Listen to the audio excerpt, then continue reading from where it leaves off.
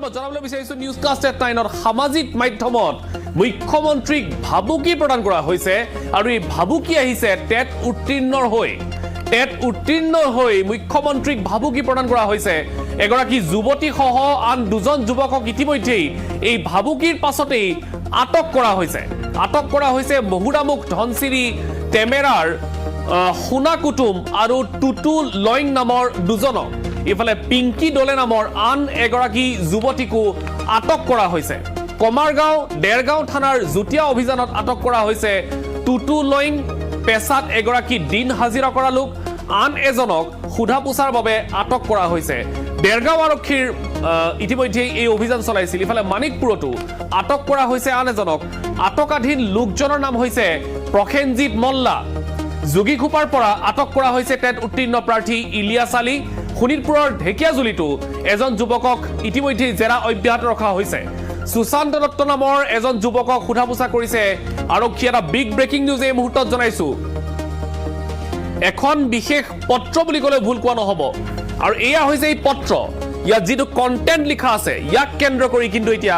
হৈছৈ লাগিছে ব্যাপক প্ৰতিক্ৰিয়াৰ সৃষ্টি হৈছে কি লিখা আছে ইয়াতে মই পঢ়ি শুনাবলৈ বিচাৰিছো তেওঁলোকে লিখিছে মাননীয় শিক্ষামন্ত্ৰী মহোদয় বৰ্তমান প্ৰায় 30,000 এলপি ইউপি প্ৰাৰ্থী থকাৰ পিছতো কিয় আপোনালোকে 6ৰ পৰা 7,000 নিযুক্তি এটা দিব নোৱাৰে টেট নপতাকৈ তেওঁলোকে লিখিছে তেওঁলোকৰ এই যিখিনি কথা আমি আপোনালোকক গ্ৰাফিক যোগে দেখুৱাবলৈ চেষ্টা কৰিছো আৰু লিখিছে আমি সকলো ফালৰ পৰা আপোনালোকৰ লগত কথা পাতি ভাল এটা সুদুত্তৰ নাপালো শেষত আমি হাইকোৰ্টৰ দ্বাৰস্থ হৈছো আৰু আন্দোলনৰ পথ বাছি লৈছো লগতে তেওঁলোকে লিখিছে আৰু এই আন্দোলনেই হ'ব অসমৰ ইতিহাসৰ সৰ্ববৃহৎ আন্দোলন প্ৰায় 30,000 টেট উত্তীৰ্ণই ডিইই আৰু এছএছএৰ সন্মুখত উত্তাল প্ৰতিবাদ কৰাৰ সিদ্ধান্ত গ্ৰহণ কৰিছে আমি আমাৰ প্ৰাপ্য বিচাৰিছো এনে এক আন্দোলন হ'ব যাক দেখি গুৱাহাটী স্তব্ধ হৈ পৰিব বিজেপি শাসনকালত লিপিবদ্ধ হৈ ৰব এই আন্দোলন ৰাষ্ট্ৰীয় সংবাদ মাধ্যমৰো দৃষ্টিগোচৰ কৰা হ'ব এই আন্দোলনৰ জৰিয়তে আমাক চাকৰি দিয়ক নহলে গুলিয়াই মাৰক আমি টেটৰ বিৰোধিতা কৰা নাই আমাক আমাৰ প্ৰাপ্য দিয়ক তাৰ পাছত টেট পাতক আমাক মিছা আশা দিয়াৰ পৰিণাম অতি ভয়ংকৰ হ'ব বুলি এক প্ৰকাৰৰ তেওঁলোকে ভাবুকি প্ৰদান কৰা পৰিলক্ষিত হৈছে এক ভাবুকি ভৰা কেইটামান শব্দ যাক লৈ এতিয়া অসম আৰক্ষী তৎপৰ হৈছে কিন্তু ঘটনা আচলতে কি আমি আলোচনা কৰি আমাৰ সৈতে সংযুক্ত হৈছে আমাৰ জ্যেষ্ঠ সাংবাদিক মুকুট ৰয় যিখিনি কথা ইয়াত লিখা হৈছে আচলতে ঘটনা কি মুকুট ৰয় হয় মানস ইতিমধ্যে ND24 দৰ্শকসকলে অৱগত হৈছে যে যিসকল টেট উত্তীৰ্ণ প্ৰাৰ্থী বিগত বৰ্ষত টেট উত্তীৰ্ণ হৈছিলে সেইসকলৰ যিসকলৰ এতিয়াও নিযুক্তি হোৱা নাই সেইসকল প্ৰাৰ্থীয়ে আন্দোলন কৰাৰ ভাবুকি দিছে আৰু মই এইখিনিতে ND24 দৰ্শকসকলক অৱগত কৰিব বিচাৰিম যে ইয়াৰে যিগৰাকী ইলিয়াছ আলী যোগীঘোপাৰ আৰক্ষীয়ে যিগৰাকী ইলিয়াছ আলীক আটক কৰিছে এই ইলিয়াছ আলীয়ে মুখ্যমন্ত্ৰীৰ ব্যক্তিগত মোবাইলত হোৱাটছআপ যোগে এই মেছেজ প্ৰেৰণ কৰাৰ তথ্য পোহৰলৈ আহিছে আৰক্ষীৰ শীৰ্ষ সূত্ৰই এই তথ্য সদৰি কৰিছে ইয়াৰ পিছতে হয় ইলিয়াছ আলী যোগীঘোপা আৰক্ষীয়ে এই ইলিয়াছ আলীক ইতিমধ্যে আটক কৰিছে আৰু আটক কৰি সমগ্ৰ ঘটনা সম্পৰ্কত সোধ-পোছ কৰি আছে আৰু আমাৰ হাতত যি তথ্য পৰিছে এই ব্যক্তিগত মোবাইলত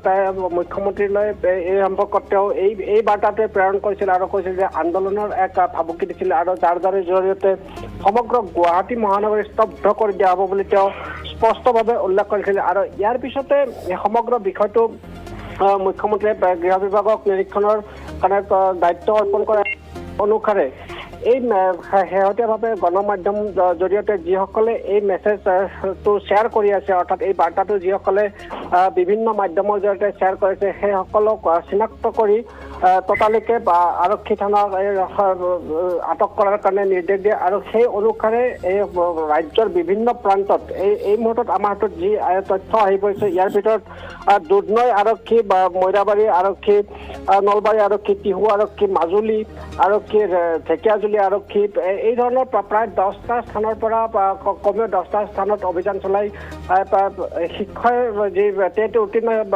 যুৱতী সহ প্ৰায় 10 গৰাকীক এই মুহূৰ্তলৈকে ইতিমধ্যে আটক কৰাৰ তথ্য নতুন নতুন খবৰ আহি আছে মুকুটৰয় নতুন নতুন খবৰ আহি আছে মানিকপুৰ আপুনি উল্লেখ কৰিছে বঙাইগাঁও তাৰ পাছত শেহতীয়াকৈ আপুনি ক'লে ঢেকিয়াজুলিৰ এজনক ইতিমধ্যে আটক কৰিছে তাৰ পাছত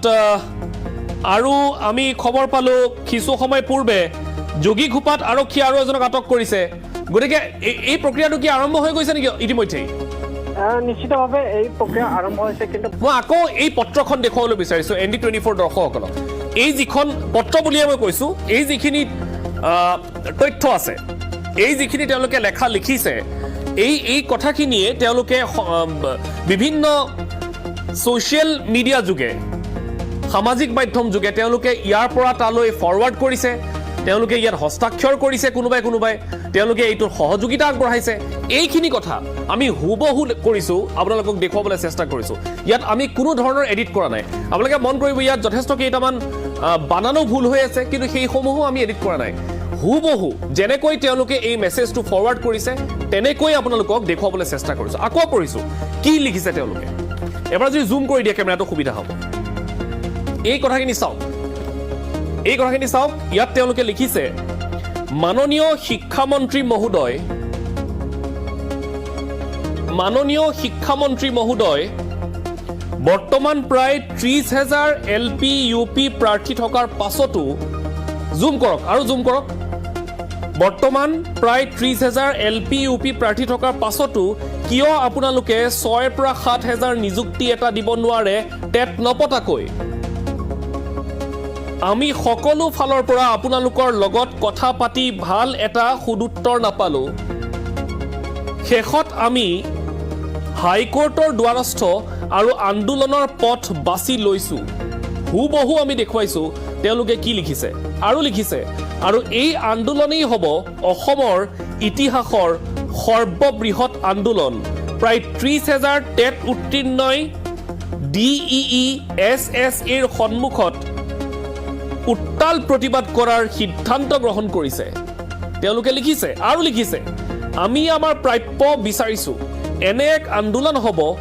যাক দেখি গুৱাহাটী স্তব্ধ হৈ পৰিব আপত্তিজনক এটা বাক্য বিজেপিৰ শাসনকালত লিপিবদ্ধ হৈ ৰব এই আন্দোলন ৰাষ্ট্ৰীয় সংবাদ মাধ্যমৰো দৃষ্টিগোচৰ কৰা হ'ব আমাক চাকৰি দিয়ক নহলে গুলিয়াই মাৰক আমি টেটৰ বিৰোধিতা নাই কৰা আমাক আমাৰ প্ৰাপ্য দিয়ক তাৰ পাছত টেট পাতক আমাক মিছা আশা দিয়াৰ পৰিণাম অতি ভয়ংকৰ হ'ব বুলি তেওঁলোকে এই মেছেজটোৰ জৰিয়তে এক প্ৰকাৰৰ ভাবুকি প্ৰদান কৰিছে আৰু ইয়াক লৈ এটা প্ৰশ্ন উত্থাপিত হৈছে আৰু আমি কৈছো ইতিমধ্যে